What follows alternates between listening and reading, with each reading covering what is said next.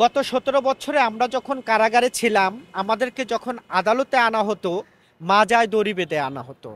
আমরা যখন ২ ভাই ৩ ভাই কারাগারে থাকতাম, আমাদের ৩টি ভাইকে রশি দিয়ে বেঁধে আদালতে আনা হতো।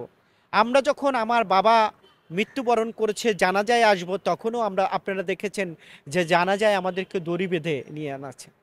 আর আজকে যারা প্রশাসনে আছেন, আওয়ামী লীগের যে সকল যাদেরকে দু একটি গ্রেপ্তার করেছেন, তাদেরকে যখন আদালতে আনা হয়, তাদের হাসি দেখে এবং চলার ভাবভঙ্গি দেখে বাংলাদেশের মানুষ মনে করছে তারা বিয়ে করতে যাচ্ছেন, বউ আনতে যাচ্ছেন, এমন হাসিতে হাসছেন তারা।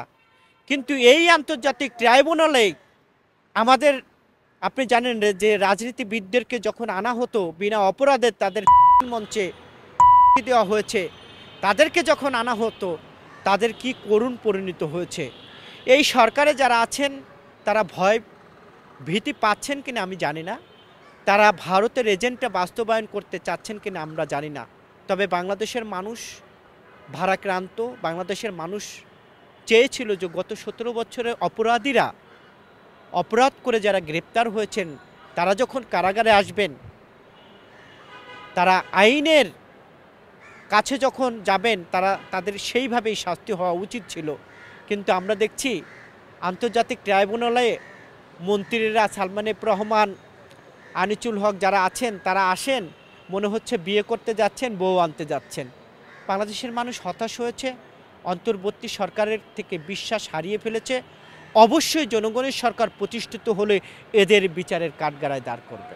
ওবায়দুল কাদের বাংলাদেশে ৩ মাস পালিয়ে থাকার পরে রাষ্ট্রের যারা দায়িত্বে ছিলেন তারা তাকে সহযোগিতা করে দেশের বাইরে পাঠিয়ে দিয়েছে।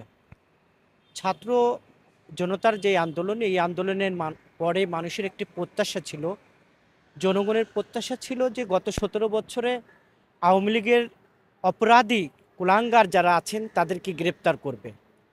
কিন্তু জনগণ যখন দেখলো যে আদালত সরকারকে প্রশ্ন করছে যে ওবায়দুল কাদের কিভাবে পালিয়ে গেল, সরকার এই দায় এড়াতে পারে না।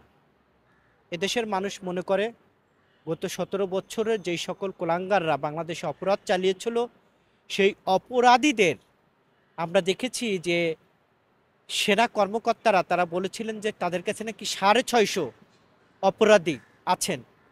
বাংলাদেশের মানুষ প্রশ্ন করতে চায় যে ওই অপরাধীদেরকে আপনারা তালিকা না দিয়ে, অপরাধীদেরকে আপনারা গ্রেপ্তার না করে, জনগণের আদালতে না দিয়ে, তাদেরকে সহি সালামতে আরাম আয়েশে তাদেরকে খাইয়ে পরিয়ে ৩ মাস পরে সহযোগিতা করে বিদেশে আপনারা পাঠিয়ে দিলেন।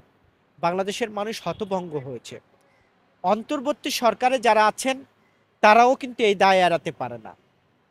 বাংলাদেশের মানুষ এখন প্রশ্ন করতে চায় যে গত ছাত্র জনতার আন্দোলনের পরে আওয়ামী লীগের মুষ্টিময় দু একটি রাঘব বোয়াল ধরে বাকি রাঘব বোয়াল যারা ছিলেন তাদেরকে বিদেশে পালাতে সহযোগিতা করেছে যারা, তাদের এদেশের মানুষ বিচারের কাঠগড়ায় দাঁড় করতে চায়।